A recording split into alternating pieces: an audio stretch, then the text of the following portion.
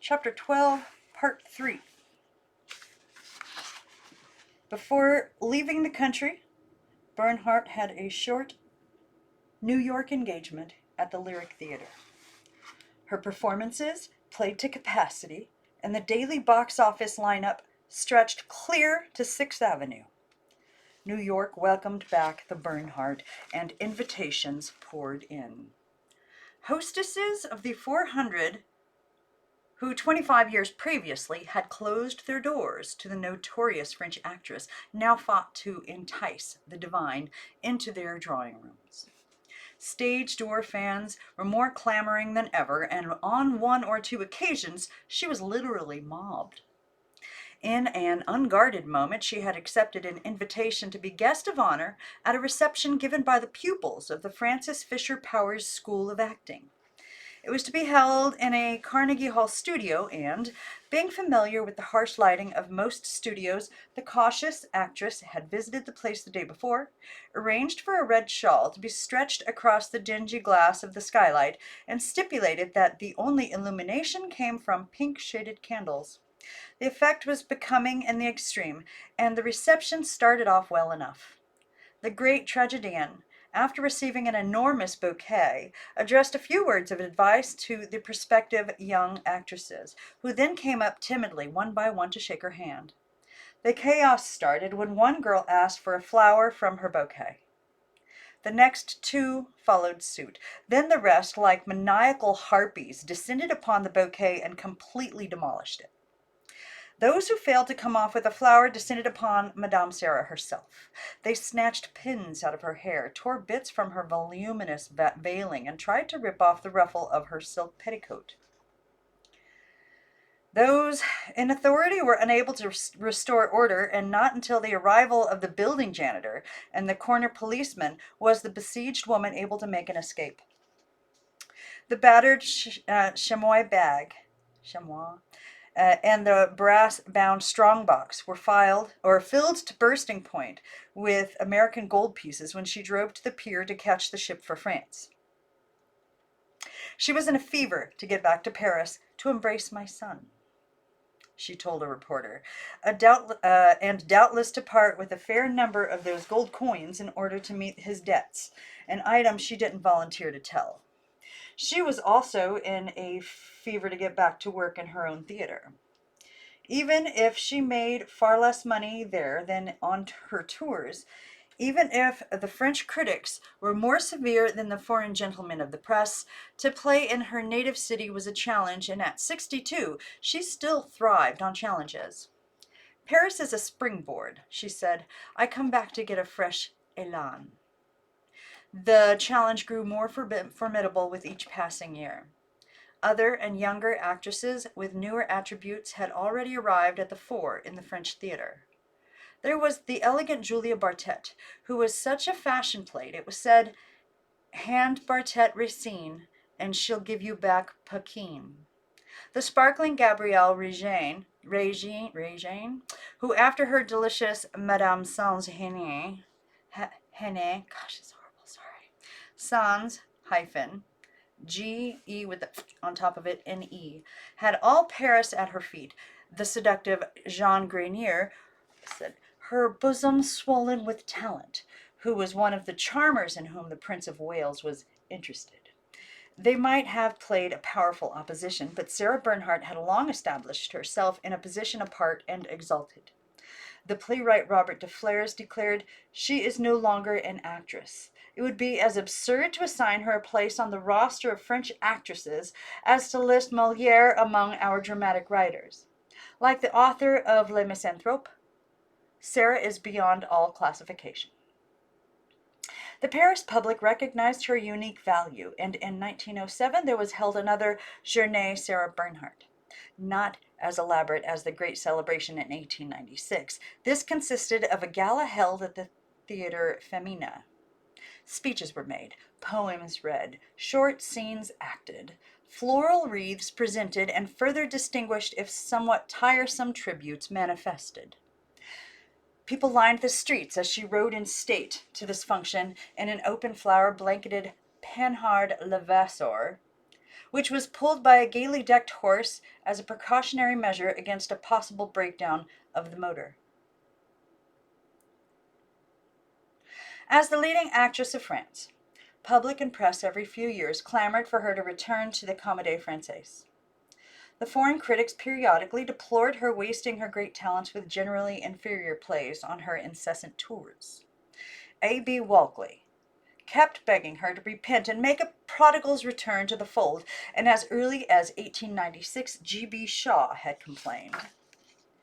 I confess I regard with certain jealousy the extent to which this ex-artist, having deliberately exercised her unquestioned right to step down from the National Theatre, in which she became famous, to posture in a travelling show, is still permitted the privileges and courtesies proper to her former rank.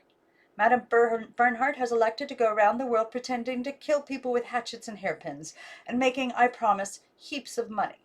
I wish her every success, but I shall certainly not treat her as a dramatic artist of the first rank unless she pays me well for it. As a self-respecting critic, I decline to be bought for nothing. Bernhardt turned a deaf ear to these pleas. The memories of her Française days were not among her happiest. Moreover, she took a dim view of the players and sociétaires who were the current occupants of the house of Molière. She felt they were too self-satisfied, too stultified by their overly sanctified tradition. One afternoon, she happened to be driving past the stage door at the hour a matinee was letting out. Louis Verneuil was with her, and she asked him the meaning of the large crowd that was standing about. Verneuil said they were waiting for the Française actors to come out. What for? She said, Hera. To hiss them. For a brief time, Madame Sarah taught at the Conservatoire, but soon gave it up. She found that venerable institute, capital I, like the Comédie Française, too tradition-bound. Its conventional routine, she claimed, nipped any pupil's spontaneity in the bud. Instead, she formed her own classes, teaching a limited number of young aspirants and, with true French economy, utilizing them as extras and bit players at no pay. James Agate's sister, May, who as a girl got her theater training in one of the classes, wrote, "There was magic in Madame Sarah's teaching as in herself. I wonder what this magic was. How did she convey her knowledge of acting to us? We did no exercises, read no tones, absorbed no conventions. In fact, la tradition, words spoken by her with an infinite scorn, was her bête noire. She had admitted nothing that did not spring from truth and sincerity. She was lavish with encouragement to a pupil with intelligence and bluntly harsh to a stupid one. She told one cocky youth, if there were a single moment in your handling of that speech which showed you had thought about what it means, if there was the germ of an idea you were trying to convey, I would say that's good, but it can be better. As it is, you have been taught like that because it has been recited like that for generations. But it won't do. Go home and next time bring me back something which means something." Bernhardt would undoubtedly have been contemptuous of the theorizing of some of our present-day schools of acting. Once, when she told a certain aspirant to play a short scene in a certain fashion, the young thing put up an objection, saying, "I don't feel it that way, Madame Sarah, therefore I can't do it that way." To which Madame quickly and firmly rejoined, "If you're going to be an actress, my girl, you've got to be able to do it that way or any other way." In addition to these classes, Bernhardt put on a special matinees of poetry readings in her theater, a project she shared with the symbolist poet Gustav Kahn. I'm going to start that over. In addition to these classes, Bernhardt put on special matinees of poetry readings in her theater, a project she shared with the symbolist poet Gustav Kahn and that veteran Parnassian, Quetzal Mendez. These were distinguished, slightly eclectic occasions when actors and authors came out and read their choice selections. Players of the old school declaimed Victor Hugo and Lamartine. That excellent actor Firmin Guermier who was by then running the Odeon, recited the light histories naturalis from the humorous pen of Jules Renard or the ironical vers libre of Jules Laforge. Edouard de Max, with his tormented allure of a fallen angel, intoned the mysterious stanzas of Baudelaire or Poe, and Sarah herself took part. Her entrances on these occasions were worth the price of admission. She had come on through a doorway center back, pausing for several seconds, and with one hand held high, leaning on the doorframe for support, wearing one of her pale-colored street dresses, which on her looked like a classic robe. The actress Beatrix Dussan of the Comédie Française, who has written much about the French theater, often watched those entrances. The acclamations that greet her give her ample time to come down toward the footlights. Her eyes always clear, ever ready to spark, wheedling and triumphant.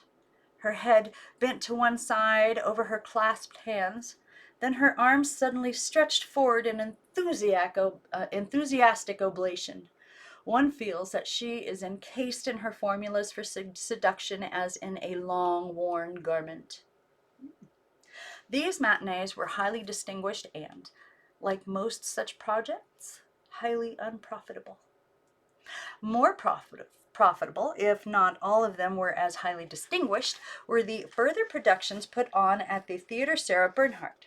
Her choice of plays was based upon the variety of roles they offered her. In Levedon's Varennes, she appeared as Marie Antoinette. In Catulle Mendes's La Vierge d'Avila, though it was hardly a case of typecasting, she impersonated Saint Teresa. Not content with Scribe and Lugave's Adrienne Lecouvreur, somebody fix it, make it. She dramatized her own version of that story. Inept drama in 6 interminable acts though it was, she was nonetheless pleased with it and kept it in her repertory. Says. About the same time she wrote another play called Un cour de Homme, with no role in it for herself. Some manager was short-sighted enough to produce this at the Theatre des Arts, where after 3 lamentable performances it mercifully floundered. Other reviewers, the critique of the Journal des Dubats was the kindest, saying simply, "Is Ingress any the less great for having tried to take up the violin?" And then we're back here. In 1907, she produced Les Bouffons by Zamassois. In this romantic fantasy, she played a hunchback jester named Jacques, who wins the heart of a lovely princess and in the end proves that he himself is none other than a prince in disguise, and, flinging off his coat along with his hump, stands before her handsome and dauntless. A childish contrivance that might have come out of a Perrault family fairy tale, but the lines had poetic appeal, and Sarah played the hunchback Prince Charming with the grace of a Renaissance ballad singer.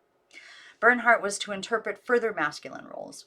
In a special benefit performance, she played the poet in Alfred de Musset's Nuit de Mailly, opposite Julia Bartet's Muse. In Réchapin's adaptation of Sam Bonelli's Le Bœuf, she impersonated a young Florentine, and in a horrendous opus called Judas, written by an American named John Decay, she appeared as that unfortunate apostle, and that whole affair was unfortunate. She might have done yet another, for Rostand was said to have been working on his own version of Faust, with Sarah in mind for Mephisto, when the project was cut short by his death. A simple yet deeply moving play was done in 1909. This was Émile Moreau's Procès de Jeanne d'Arc, which dealt with the trial and martyrdom of Joan of Arc. It was quite a scholarly piece, the material having been based on historical fact and authentic documents. Sarah Bernhardt was by then 65, and people shook their heads over the rash audacity of her attempting to give any impression of a girl of 19. On opening night, audience and critics came to scoff. They remained to wonder.